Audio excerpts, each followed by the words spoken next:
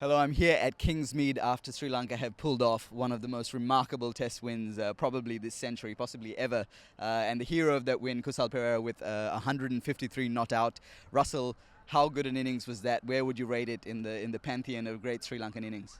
One of the best, I'd say, not only in Sri Lankan innings, I think in world cricket as well. It's an innings that will stand out, will have people talking about it in years to come as well, because you can't forget where the Sri Lankan team is, the issues they do have in every sense, the odds stacked against them, and you're up against probably the number one bowling attack, Rabada, Staines, and they handled it well. It was a wearing pitch, it was turning and bouncing, so South Africa, with 304 to defend, were well in the boxing seat, driver's seat, and when you gave Sri Lanka no chance for them to sneak in like this on the back of 153, an innings with such composure, such quality, such class, was incredible. He had to manage it well at the end with the tail, and even then there was no panic.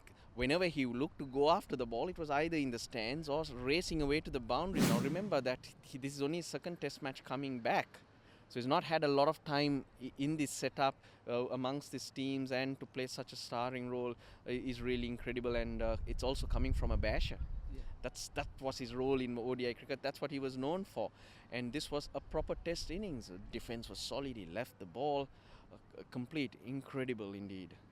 Let's talk a little bit about the challenges that he had to face. Of course, he got hit in the head in Canberra in the last test he played. Management said he had actually suffered a mild concussion. So coming here, he had to face a lot of short pitch bowling. Got hit a couple of times here as well. In addition to the conventional swing and a little bit of reverse swing, can you say a few words on how he fought through those periods? He was tested in every way. You mentioned reverse swing, you mentioned swing, you mentioned pace, there was spin. And let's go back to Canberra as well. There was a lot of concern for him because he got hit, he tried to bat on, and he felt the effects only a little later. Probably 4 or 5 balls down the line, he looked. He was on his knees or hands on his knees, and was dizzy. So for him to come back, put it behind him, and to play such a starring role, also taking those blows, still to be able to focus on what was next.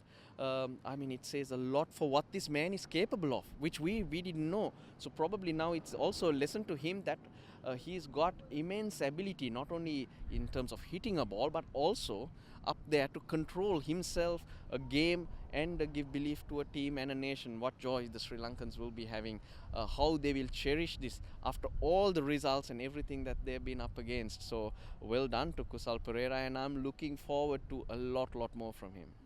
A little bit on Fidel Fernando as well at the other end. 78-run partnership between those two. It's the highest 11th wicket stand in a successful chase. What was Vishwa doing that allowed him to hang around? Well, I could hear in the stump mics all the time, somehow hang in there, just somehow, yeah, I'll hang in there, don't worry.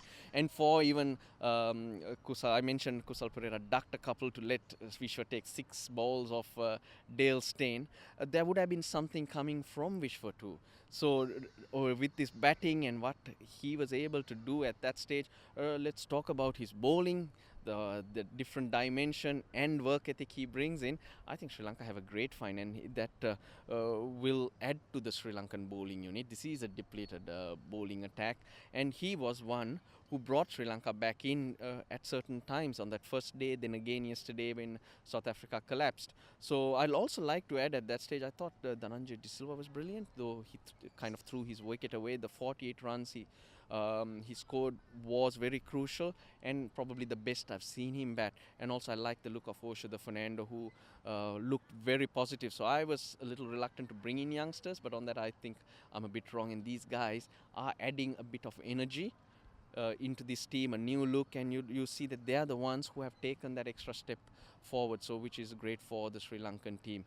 Don't forget Lasith Tembuldeniya, his grit and the guile that he's showing with the ball, everything to like about him. He's got a lot more height than Rangana Herath, but the accuracy, the subtle variations are there, so it's kind of exciting. On that excitement, now Sri Lanka go to Port Elizabeth next, have a chance, a very rare chance to come out with a series win over there. What do they have to do now to capitalize on the good vibes that they will get from this win? Well, not only the good vibes that the Sri Lankans have, South Africa feeling the pressure. We spoke about a situation earlier before the game started that Sri Lanka must start strong and make South Africa feel those ripples and the pressure, because with a team that's struggling as Sri Lanka have been coming into this, a dominant team like South Africa to feel a hiccup would have been a problem, but they've gone on to lose. So it'll be a test of character for South Africa as well. So they look to hit Sri Lanka hard, but for Sri Lanka, nothing different. Just get out there, enjoy yourselves, and go through the basics. Focus on the basics a lot more.